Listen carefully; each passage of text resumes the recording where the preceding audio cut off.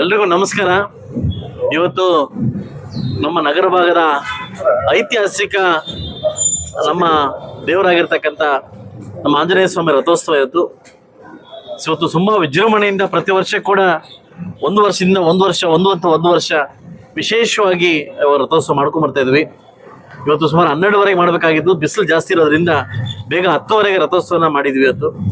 ಇವತ್ತು ಇಡೀ ಎಲ್ಲ ನಮ್ಮ ಕೋಲಾರ ಜಿಲ್ಲೆ ಎಲ್ಲ ಭಾಗಗಳಿಂದ ಸಹಸ್ರ ಸಂಖ್ಯೆಯಲ್ಲಿ ಜನ ಬಂದಿದ್ದಾರೆ.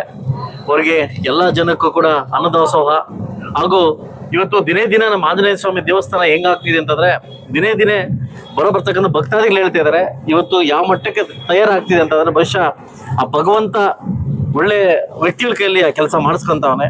ಇವತ್ತು ನಾನು ಅಧಿಕಾರಕ್ಕೆ ಬಂದಾಗಿಂದ ಕೂಡ, ನಮ್ಮ ಸುಹಾಸ್ ಅಧಿಕಾರಕ್ಕೆ ಬಂದಾಗಿಂದ ಕೂಡ ಅವರ ಒಂದು ಏನು ಅವರು ಉತ್ಸವನ ಮಾಡಲಿಕ್ಕೆ, ಅವರ ಒಂದು ಸೇವೆಯನ್ನು ಮಾಡಲಿಕ್ಕೆ ಭಗವಂತ ಏನು ಆಶೀರ್ವಾದ ಕೊಟ್ಟಿದ್ದಾನೆ ಅದು ತುಂಬಾ ಅಚ್ಚುಕಟ್ಟಾಗಿ ತುಂಬಾ ಅದ್ದೂರಿಯಾಗಿ ಮಾಡ್ಕೊಂಡ್ ಬರ್ತಾ ಇದೀವಿ.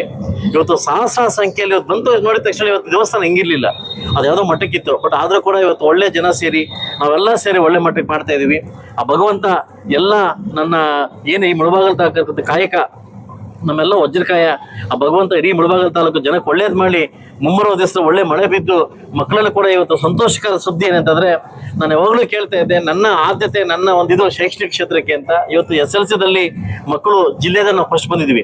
ಇವತ್ತು ಮುಳಬಾಗಲ್ ತಾಲೂಕಿನ ಮಕ್ಕಳು ಜಿಲ್ಲೆಯಲ್ಲಿ ಫಸ್ಟ್ ಬಂದಿದ್ವಿ. ಇದೇ ತರ ರೈತರು ಕೂಡ ಎಲ್ಲ ಭಾಗದಲ್ಲಿ ಕೂಡ ಮುಂದೆ ಬಂದು ಆ ಭಗವಂತ ಒಳ್ಳೇದು ಮಾಡ್ಲಿ ಅಂತ ಕೇಳ್ಕೊಂತ ಇವತ್ತೆಲ್ಲ ದರ್ಶನ ಪಡೆದು ಆ ಸ್ವಾಮಿನ ಹೊತ್ತು ಆ ರಥಕ್ಕೆ ಹೋಗಿ ರಥ ಕಲಿಸಿ ಇಲ್ಲಿಂದ ಹೋಗ್ತಾ ಇದೀವಿ. ಆಂಜನೇಯ ಸ್ವಾಮಿ ಎಲ್ರಿಗೂ ಒಳ್ಳೇದು ಮಾಡ್ಲಿ ಅಂತ ನಾನು ಕೇಳ್ಕೊತೀನಿ.